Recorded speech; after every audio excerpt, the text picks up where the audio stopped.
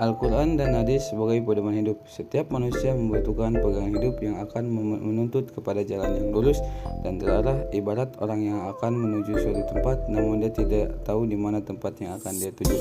Maka dia harus memiliki membawa petunjuk agar sampai ke tempat tersebut.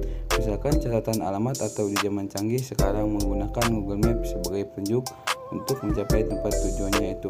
Maka sama halnya dengan hidup kita, agar tercapai dari tujuan hidup kita dan terarah hidup kita, maka kita harus memiliki petunjuk pedoman hidup. Maka Al-Quran dan hadis merupakan petunjuk dan pedoman hidup kita yang menuntut kepada jalan yang lurus dan menuntut kepada tujuan kehidupan yang membahagiakan.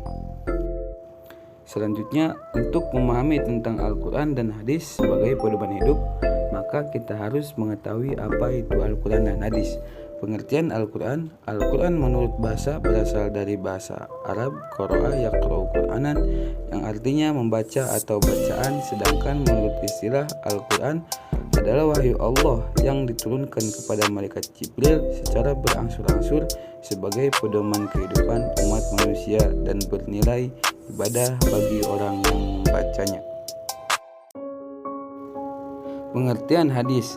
Hadis berasal dari kata hadasa yang artinya baru, peristiwa muda, perkataan atau cerita. Adapun menurut istilah hadis adalah segala sikap, perbuatan, perkataan atau penetapan persetujuan takrir Rasulullah SAW. Hadis qauli yaitu hadis yang berupa ucapan Nabi SAW. Hadis fi'li yaitu hadis yang berupa perbuatan Nabi SAW. Hadis takriri yaitu keadaan Nabi SAW mendiamkan, tidak menyanggah atau menyetujui apa yang dilakukan oleh para sahabat.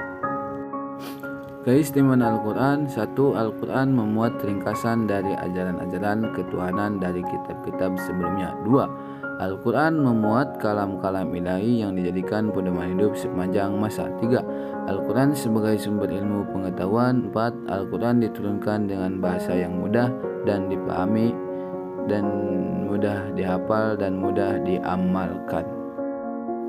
Selanjutnya, fungsi Al-Quran secara umum, yaitu sebagai sumber ajaran atau hukum Islam yang utama, sebagai konfirmasi dan informasi terhadap hal-hal yang tidak diketahui oleh akal, sebagai petunjuk hidup manusia ke jalan-jalan yang lurus, sebagai pengontrol dan pengoreksi terhadap ajaran-ajaran masa lalu. Fungsi hadis secara umum adalah sumber ajaran atau hukum Islam yang kedua setelah Al-Quran. Fungsi hadis terhadap Al-Quran. 1. Mengukuhkan hukum yang sudah ada dalam Al-Quran. 2. Memerinci ayat Al-Quran yang global. 3. Menetapkan hukum yang belum terdapat dalam.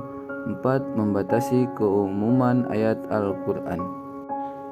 Itulah video ringkasan materi Al-Quran dan hadis. Al-Quran dan hadis sebagai pedoman hidupku yang bisa saya sajikan. Semoga bermanfaat. Sebelum video ini berakhir, ayo kita jadi orang yang cinta terhadap Al-Quran dan hadis. Cinta terhadap Al-Quran bisa kita buktikan dengan mempelajari atau minimal kita membacanya.